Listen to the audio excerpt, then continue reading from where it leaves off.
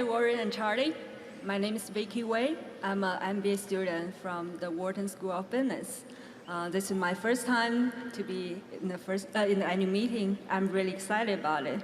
Thanks for having us here. My question is, where do you want to go fishing for the next 3 to 5 years? Which sectors are you most bullish on, and which sectors are you most bearish on? Thank you. Yeah. Charlie and I do not really discuss sectors much, nor do we let the macro environment or thoughts about it enter into our decision. We're really opportunistic. And we obviously are looking at all kinds of businesses all the time. I mean, it's a hobby with us almost, probably more with me than Charlie. But we're hoping we get a call, and we've got a bunch of fillers, and I would say this is true of both of us. We probably know in the first 5 minutes or less whether something is likely to, or has a reasonable chance of happening. And it's just going to go through there, and it's going to, the first question is can we really ever know enough about this to come to a decision? You know, and that knocks out a whole bunch of things, and there's a few, and then if it makes it through there, there's a pretty good, reasonable chance we may do something. But it's not sector specific. We do love the companies, obviously, with the moats around the product, where consumer behavior can be perhaps predicted further out. But I would say it's getting harder for us anyway, to anticipate consumer behavior than we might have thought 20 or 30 years ago. I think that's just a tougher game now. But we'll measure it, and we'll look at it in terms of returns on present capital, returns on prospective capital. A lot of people give you some signals as to what kind of people they are, even in talking in the first 5 minutes, and whether you're likely to actually have a satisfactory arrangement with them over time. So a lot of things go on fast, but we know the kind of sectors we kind of like to, or the type of business we kind of like to end up in, but we don't really say we're going to go after companies in this field or that field or another field. Charlie, you want to? Yeah, some of our subsidiaries do little bolt-on acquisitions that make sense, and that's going on all the time. And of course we like it. But I would say the general field of buying whole companies, it's gotten very competitive. There's a huge industry of doing these leveraged buyouts. That's what I still call them. The people who do them think that's a kind of a bad marker, so they say they do private equity. You know, it's like making the janitor call himself the chief of engineering or something. But at any rate, the people who do the leveraged buyouts, they can finance practically anything in about a week or so through shadow banking, and they can pay very high prices and get very good terms and so on. So it's very, very hard to buy businesses, and we've done well because there's a certain small group of people that don't want to sell to private equity.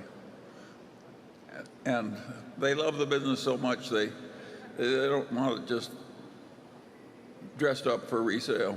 We had a guy some years ago came to see me, and he was 61 at the time, and he said, "Look, I've got a fine business. I got all the money I can possibly need, but," he said, there's only one thing that worries me when I drive to work." Actually, there's more than one guy that's told me that's used the same term. He said, "There's only one thing that bothers me when I go to work. You know, if something happens to me today, my wife's left. You know, I've seen these cases where executives in the company try to buy them out cheap, or they sell to a competitor and all the people."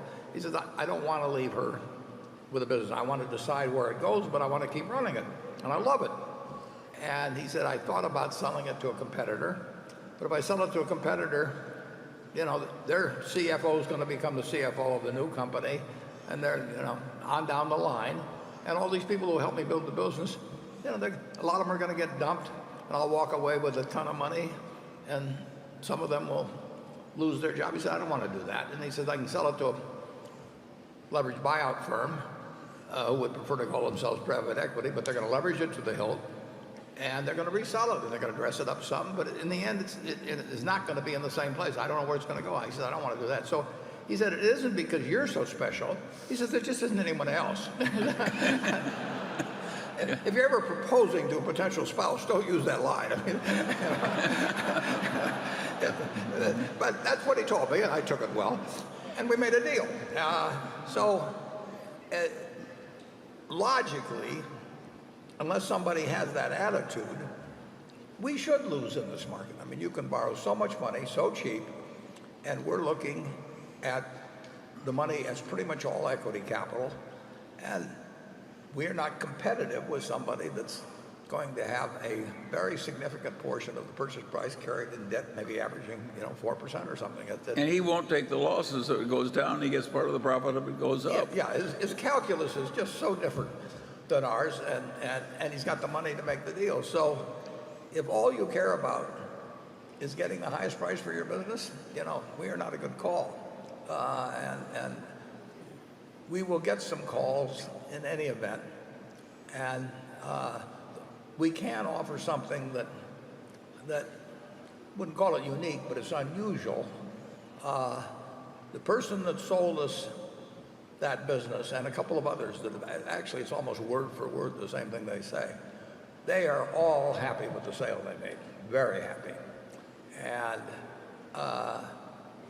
they have lots and lots and lots of money, and they're doing what they love doing, which is still running the business, and they know that they made a decision that will leave their family and the people who work with them all their lives in the best possible position. And that's, in their equation, they have done what's best. But that is not the equation of many people, and it certainly isn't the equation of somebody who buys it and borrows every dime they can with the idea of reselling it after they maybe dress up the accounting and do some other things.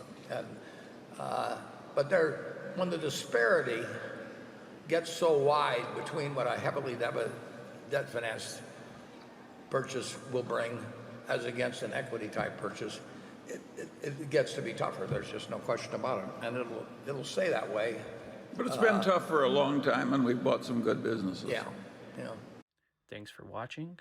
Don't forget to like and subscribe for more great videos.